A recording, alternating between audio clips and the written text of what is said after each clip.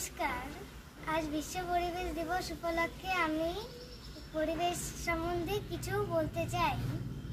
গাছ আমাদের পরম বন্ধু। আমিও গাছের মতন সবার বন্ধু হতে হব, সবার উপকার করব। আমার চারপাশের পরিবেশ পরিষ্কার আর সুন্দর রাখবো সবসময়।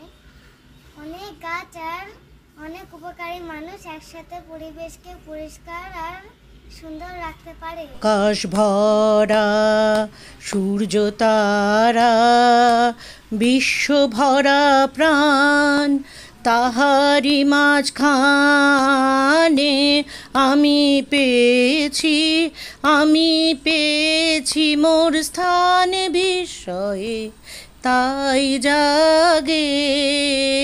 জাগে আমার গান আকাশ ভরা। গাছ আমাদের পরম বন্ধু। আমি গাছের মতোই সবার বন্ধু হব। নমস্কার।